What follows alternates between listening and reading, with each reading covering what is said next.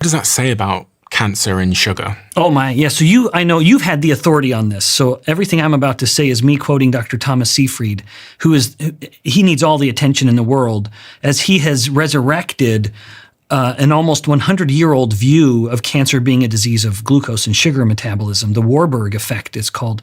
But Dr. Thomas Seyfried has been a champion of bringing this view into the modern era by finding that cancer cells rely on glucose as their fuel, primarily. He also identifies glutamine. But if you can deprive the cancer cell of its fuel, normal interventions, even like chemotherapies, which have terrible rates of success, they become suddenly much more effective. In fact, part of my motivation in adhering to a ketogenic diet is cancer related. When my mom passed away from cancer as a boy, and it's been one of those diseases that's always scared me a little bit. And I think, all right, my statistical likelihood of getting a cancer in life is going to be higher than average because of a first-degree relative dying from cancer. So one of the reasons, and I've already outlived my saintly mom now, one of the reasons I adhere to a ketogenic diet is I want to do what I can to try to kill any little budding cancer cells by starving them of their glucose that they want. I remember when we had him on the show, I remember the BBC weren't very happy that I had him on and said that it was misinformation. Oh my gosh. Isn't that unfortunate? So he is the leading authority, I would say, in the world on cancer metabolism. And it's such a shame that his finding, and he might have explained this already, but I just want to explain to everyone as a scientist how thrilled I was to see what he'd done and how disruptive it was to the convention. And let's admit, what we think we know about cancer isn't working. Cancer rates continue to climb. Cancer mortality continues to climb. Clearly, the old views aren't working. He took tumor cells, cancer cells, and then moved over the nucleus. Because the traditional view is that it's a disease of mutations and all of these genes are in the nucleus, the kind of brain of the cell. He took the nucleus from a cancer cell, put it into a healthy cell. And then you would think, if it's a disease of the nucleus and all of those genes, mutations, this cell should have cancer now. And yet it didn't. It was a totally normal cell. It didn't matter at all that it now had the nucleus of a cancer cell. However, when he took the mitochondria from the energy factory of the cell that's so disrupted in cancer, he took the mitochondria from the cancer cell, put that into a normal cell. Now it was a cancer cell. But what a disruptive view. It proves that it's a mitochondrial problem more than a nucleus problem. And then it suggests, it adds evidence to his view and the others of us as well, that cancer is a metabolic problem. So when publications like the BBC attack my guest for saying such a thing, or for me having him on the show and suggest that it's like misinformation or dangerous information, how do you interpret that? Because it's so discouraging. I interpret it as we've seen echoes and shadows of this in the past 5 or 6 years with the pandemic and everything related to it, where science can be very inconvenient to various entities and institutions.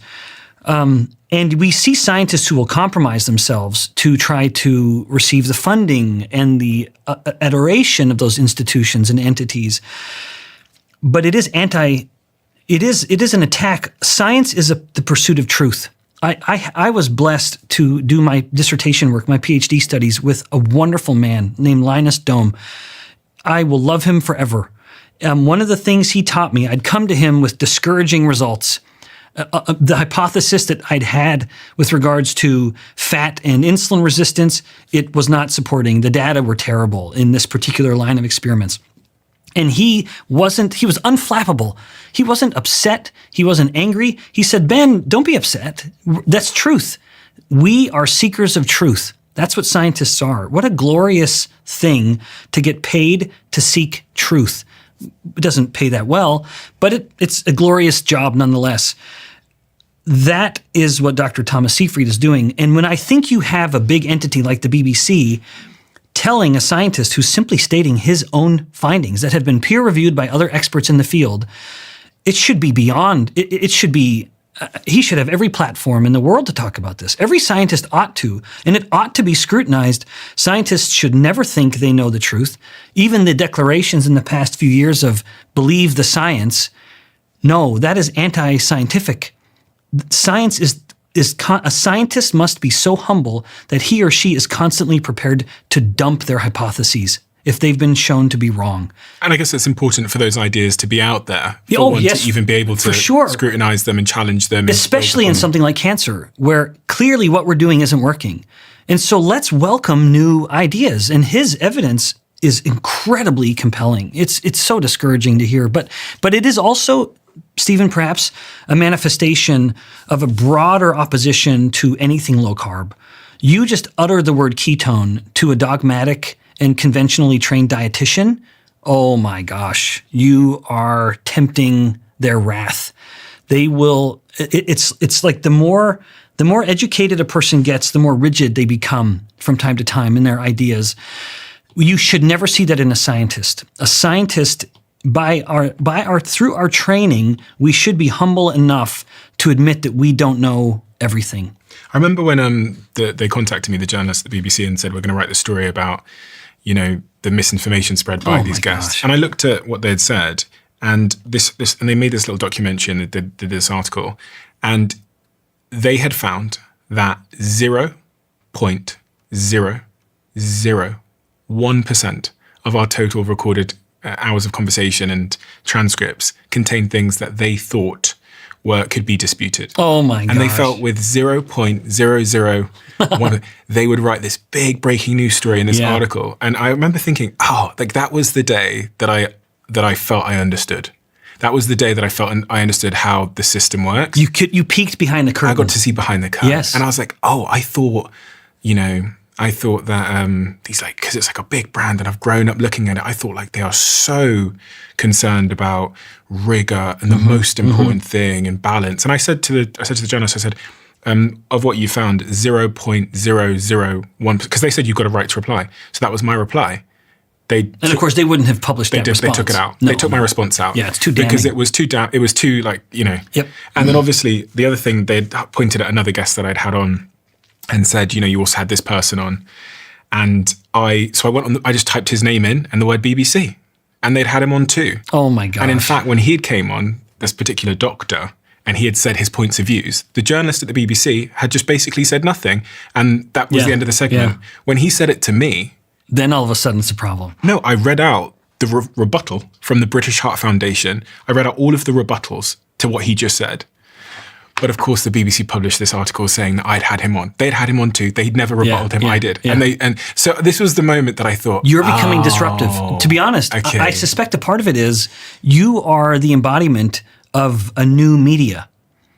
I think even beyond the science. So if this had been in the US, I would have speculated that a part of their concern would have been that you're platforming someone who is bad for their bottom line, because so much of the income that media outlets get in the US is from drug company ads. In the UK, you don't have that.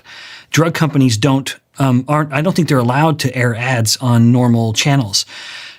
In the UK, I think is to a degree happening everywhere. Your platform is probably bigger than many of theirs, and they might feel that's threatening. It's interesting because I try and remain as objective as I can. So in those moments, one of my strategies is to try and understand what the signal is versus the noise, and to take all of this noise and figure out exactly what really, really matters as it relates to my genuine mission, which is for the audience that decide to tune in every single week and day and month to get really great information to improve their lives, and to be able to strive at the things that they care about striving for, whether that's business or entrepreneurship, or whether it's their health goals or fitness or finance or whatever. And the thing I actually took away from it is that there is a lot of information when you're pursuing science. And so one of the best things we can do, because we know we're going to continue to have lots of different voices on the show, is to continue to provide more context on what's being said. So one of the things we introduced this year, which I really love, is on the screen during these conversations, as you're talking about different complicated words, or you're talking about different studies, or whatever it might be, those studies will be appearing on the screen for the audience to see. Yeah. And I think this is a first in podcasting. I don't think anyone else, any of the major podcasters have done this kind of thing, but that is something I actually took away from it. I thought, you know what, we can give our audience even more context so that they have a fuller picture. That's brilliant. So, every cloud. Yeah. Yeah. No, it's certainly an opportunity to iterate and say, all right, how could we do it better Not everyone's going to take that approach, though. Always. And, like, it always the question I always ask myself is, like, what are we here to do? And what is our mission? And what would further the success of our mission? And that's one such thing. So for people, I had a lady contact me the other day. She said, I listened on Spotify. I didn't realize that you were doing these, like, pop-up things on screen. But they're there. Yeah. And also, it definitely is a reason to watch. Yeah. And in the description as well, there'll be a link to context as well that you can check out. But getting back to it, so 2026, you've given me the sort of daily protocol to follow. Is there anything else that we've missed? Because I really want to make sure that people listening achieve their 2026 health goals. And you know what those goals are because people message you. Yeah. Oh, yeah. I mean, it's almost always weight loss in some way, shape, or form. No, I think that protocol's smart. I mean, I mentioned a little bit about the role of exogenous ketones, which I am an advocate of. And I would say if a person is able to maybe just sort of look at what other supplements they might be interested in, like omega-3. If they are looking to gain muscle and they're working out and doing some resistance protocols, definitely I would say if you're not eating omega-3 rich sources of foods like fish, then get a good omega-3 supplement. Omega-3 helps with muscle building in a very meaningful way. It's not just one of those, it's not just something you take for heart health. We were talking before we started recording about vitamins. Mm-hmm. Yeah, right. Yeah, so I was joking with you about how I was listening to this conversation. So everything I'm about to explain, people know that I'm not an expert. As much as I'm a metabolism expert, that allows me to talk about this somewhat intelligently. So let me lay the groundwork here. So I was listening to a discussion of a rancher, a person who's growing livestock. And of course, just to help the business, you want these animals to get as big and even fat as possible, and then get them off to just make your money. They found that I'm gonna mess up these numbers a little bit, but I'm gonna be closer than someone might think. I'll put them on the screen. So they found that for roughly every 6 pounds of feed they would give an animal, so for every 6 pounds of food, you could expect 1 pound of growth in just a normal feed of just a mix of the soy, the corn, whatever they're eating in pigs or cattle. And then if you start adding B vitamin complexes, like a bunch of B vitamins, and then the higher that gets, you can go from 3 pounds of feed is enough to get 1 pound, and all up to the point where they could find that they could give the animals for every 2 pounds of food they would eat, they would gain 1 pound. So they had effectively tripled the efficiency with which the animals were able to get fat off of a given amount of food. So one of my concerns as a scientist is the degree to which part of our obesity epidemic might be the degree to which we are consuming too much vitamins, especially B vitamins. And the irony there is that people take B vitamins because they want their metabolism to be more efficient. You'll hear that term. And yet when it comes to weight loss, you actually don't want efficiency. You want inefficiency. Let me invoke the analogy of an engine. So let's imagine that we're sitting in a car and we are in drive, we're in gear. We press the accelerator and we see the RPMs going up. That means we're burning fuel, the engine's revving. And because we're in drive, we are moving. So we're actually driving. So we're getting work done. That's where we would say is efficient. And an inefficient metabolism is actually more conducive to weight loss because now you're revving your engine, but you're in neutral. And so you're not going anywhere. You don't have to get any work done. So that's maybe a little step too far with the metaphor, but B vitamins are essentially making potentially the mitochondria in the cell be so efficient that it's storing more energy better rather than burning it and wasting it. Storing more fat. Storing more fat. But you see hints of this in human studies where when they take high doses of niacin in various clinical trials. What's niacin? It's one of the B vitamins. There are many of the B vitamins. But do you see substance in humans of that supports this view where high doses of some of these vitamins do result in weight gain? Now, they're not really well-controlled studies, but nevertheless, combined with the animal data, it does suggest that there's something about maybe people taking too many of these B vitamins and they're getting fatter for every calorie consumed because the body is just storing it too easily. And you're talking about taking too much. You're not talking about taking too much. I'm not talking about like reaching the daily minimum, but people are going like 2 or 3 or 4 times beyond that nowadays because everything is fortified. You'd mentioned, one of the people in the comments mentioned that they cut out flour. Flour is heavily, heavily fortified with B vitamins. And so every time we're eating it, we're getting B vitamins from everything. And usually it's coming with processed carbohydrates. So one more reason, because you're not going to get an overload of B vitamins from just steak and eggs. It's going to be something that's been packaged because it's been fortified with these B vitamins. So that might be one of the reasons why people are getting fatter than ever. I've got this pen in front of me. Do you know what this is? That's a GLP-1 medication. Ozempic, yeah. I've got an Ozempic pen right here. Now, you've told me lots of different ways that I can lose my body fat in 2026. But couldn't I just jab myself with this and my hunger will evaporate and I'll lose fat? So that works until it doesn't. By that, I mean, we have really, really good data now. So briefly on GLP-1, although I know your audience is probably very familiar with this by now, GLP-1 is primarily a satiety hormone. It'll tell the brain that we're done eating, and it will slow down the intestines significantly. So you'll eat food. If you and I were to go eat lunch, again, I've used that a couple times, our food would be in our stomach for 4 to 6 hours maybe. If we injected ourselves with a GLP-1 drug, which puts an artificial amount of GLP-1 in our body, boom, we shoot it in. We'd grab a piece of fat and jab it in. Then it slows down people's intestines so much that they'll have food sitting in there for 24 hours. So one of the things people talk about is what's called Ozempic burps, where they just have this kind of belching, bubbling gas because the food is sitting in the stomach for way longer than it's supposed to. So no surprise that people are less interested in food. GLP-1 tells the brain they don't need to eat as much and slows down the intestines. Now, however, I said it works until it doesn't.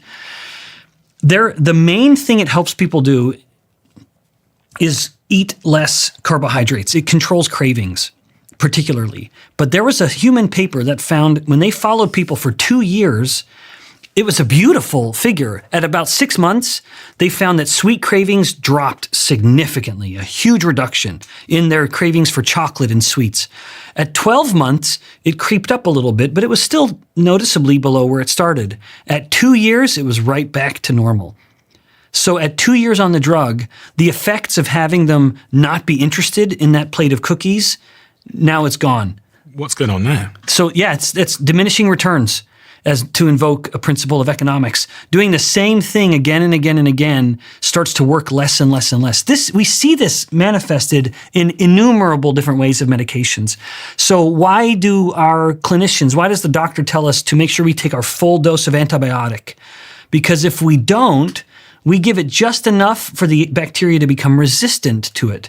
And now, next time, we would need 2 times the amount of antibiotic we had. So it's natural for the human body to become less responsive to a stimulus. And that is so much GLP-1 activation that it's no surprise that the body starts to say, hey, you're screaming at me too much and I'm going to become deaf to your signal. So it starts to work less. And in the UK, and in the US, about 70% of people get off the drug of their own volition at 2 years. They get tired of being on the drug because it's basically like a constant state of nausea. That's kind of how you'd say it works. That if you're feeling always a little nauseous, you just don't really want to snack on something. And people get tired of feeling nauseous. But another 2-year study, 2 years appears to be kind of a magic timeline, found that of every pound they lost, 40% of it was from from fat-free mass. What does that mean? So that means 60% was coming from fat, 40% was coming from not fat, including muscle and bone. It would be water as well, but muscle and bone. And that matters because imagine if we have an older woman, let's imagine a 60-year-old woman who wants to lose weight and goes on a drug. If she's lost weight now and then 2 years later wants to get off the drug, like 70% of people do, her fat mass will come right back, but her lean mass may never come back. That muscle and bone may be gone for good. Who is it for? Mm-hmm. Who would you recommend definitely does it, uses it, and for how long? Yeah. With what other supplementation? So, yeah, my recommendation of the drug is to not. Currently, it's being used for weight loss, where people just say, "Here, jab yourself with this, and you're going to lose weight." And it works. They will absolutely lose weight. But again, the concern being that you're going to lose a lot of lean mass at the same time. So my best use of that drug would be using it with 2 distinct purposes, two ways, but for one purpose, which is this is a drug that's going to help you learn to control carbohydrates. because that's the one macronutrient that people are addicted to. They're addicted to carbs. We eat too many carbs. We're a carb-crazed culture. So my view is use these drugs to help people cure their cravings for carbohydrates. But then when I stop taking it, isn't it going to come back? Well, so that's it then. So then you use it in two different ways. One, you use a much lower dose than is currently used, what we could call a microdose, if you will. So use a lower dose and you cycle it on and off. So what I think people should be doing, and I'm going to talk about evidence to support this in just a second, go 90 days on the drug at a low dose while receiving coaching or counseling on how to use a low-carb diet, because they will find it easier than ever to control their carb consumption. Then at the end of 90 days, wean them off the drug and say, let's see if these habits have stuck. Very often they have. I know many, many people, and again, we're going to be publishing a report on this, I'll touch on that in just a second, who they've done one 90-day cycle of a low-dose GLP-1 coupled with coaching on how to do a low-carb diet, and they find that their cravings are gone and they don't need to be on the drug anymore. Some people will find that it lasts for a while and the cravings start to come back. All right, well, let's cycle you back on and try again. Let's find out what didn't work this time. So we're about to publish a report. Anyone who wants to see a little more about this, I just encourage them to go to my site, insuliniq.com. I'll link it below. Great. But we have done a collaborative work with a group in Idaho, a clinic in Idaho, where they have done just this. They have people getting low-carb counseling with a cycled low dose of GLP-1, and the results vastly outperform those who just rely on the drug. Better fat loss and better retention of muscle mass. And when you say low-carb counseling, that's just... It's just people like me, me saying, Stephen, I'd like to go on a low-carb diet. You saying, okay, great, let's talk about how you can do it best. Kind of a little bit like what we've been doing, but basically just like a diet coach. Okay. But the results have been fantastic. Literally outperforming just the drug trials alone. Over what period of time? Yeah, so it's now been, we have people who've been 2 to 3 years. Yeah, we'll publish that soon. It's not submitted yet. All I had to do was brain dump. Imagine if you had someone with you at all times that could take the ideas you have in your head, synthesize them with AI to make them sound better and more grammatically correct, and write them down for you. This is exactly what Whisperflow is in my life. It is this thought partner that helps me explain what I want to say, and it now means that on the go, when I'm alone in my office, when I'm out and about, I can respond to emails and Slack messages and WhatsApps and everything across all of my devices just by speaking. I love this tool. And I started talking about this on my behind the scenes channel a couple of months back. And then the founder reached out to me and said, we're seeing a lot of people come to our tool because of you. So we'd love to be a sponsor. We'd love you to be an investor in the company. And so I signed up for both of those offers. And I'm now an investor and a huge partner in a company called Whisperflow. You have to check it out. Whisperflow is 4 times faster than typing. So if you want to give it a try, head over to whisperflow.ai/DOAC to get started for free. And you can find that link to Whisperflow in the description below.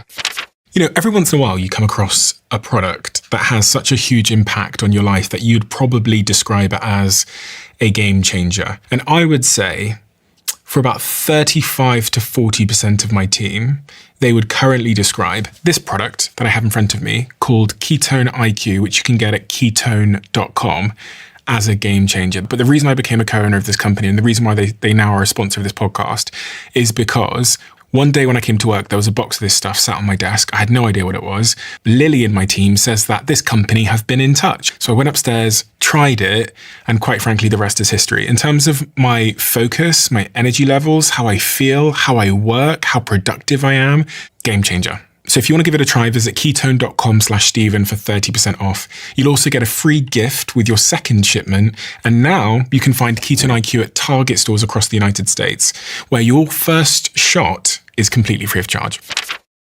I have a bunch of other things here on the table that my team have got me, and they didn't tell me why they've got me these, which I think is useful. I know why.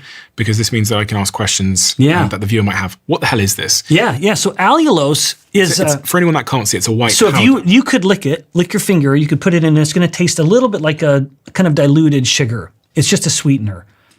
Okay. It's not quite as sweet as sugar if it is actually allulose. Maybe it's not. It's definitely. Oh, I'm so sorry. This is definitely a prop. It tastes like bleach. It's not bleach, is it? No, it tastes awful though. It tastes like Oh my gosh! It tastes like sorry. They labeled it allulose, but it tastes like the thing that you use to clean your clothes. Baking powder. Oh, it's baking powder. Oh, okay, so at least it's not going to kill you. Okay, Oh my fine. gosh. If it Thank were God. bleach, like, you need to go rinse your mouth. You oh mentioned my cyanide. gosh. That was the end of the podcast. Oh my gosh. Okay. Yeah, Ben Bikman kills Steve Bartlett. Okay, I didn't know that. I'm so sorry. So Allulose. allulose is it's a sugar replacement. It's what's called a rare sugar. By that I mean it exists in nature. It is a sugar-like molecule. It tastes sweet, and yet it is non-metabolizable. It doesn't get taken into the body, and it's not calories you need to worry about. But what it does in the context of this discussion is that it will go further in the intestines and elicit a significant increase in GLP-1 production. So this would be one of the ways that someone listening who may be even on a GLP-1 drug and thinking, I need an exit. I want to get off this drug. I can't afford it, or I feel miserable. I'm tired of the nausea. Using allulose, either as a sweetener in a coffee or a tea or your baking or whatever, is a way to increase your GLP-1 naturally. So is yerba mate that I'm drinking now, that I start every morning with. That has been shown. We've published a couple reports on that. That works as well. And what foods have allulose in them? Yeah, allulose is not something that you're going to get naturally. It has to be added. Yeah, it's added. But there are some yogurts now that have it. There are a few supplements that will use it as its sweetener, and I encourage that development. It's a good sweetener to use. Okay, this other chemical that my team have got here, which is, again, it's a white powder. I'm not going to try it this time just in case it's something awful. Yeah. Has a label on it that says collagen peptide. Yeah. Why have they got this? Yeah, so collagen peptides are another way to increase GLP-1. So that would be another signal here that if someone is interested in a good, smart way of losing weight, I am a fan of collagen.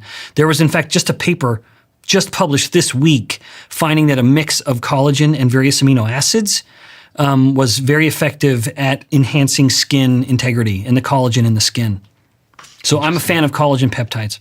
Are there any supplements that we haven't mentioned that you're a big fan of in terms of weight loss? Yeah, I already mentioned a GoBHB, so an exogenous ketone source. I do take collagen as well. And it's called Iron Feather. I love it. But also omega-3. In addition to other habits like the yerba mate, which I love, and other things like that, I don't call that a supplement as much as just a habit.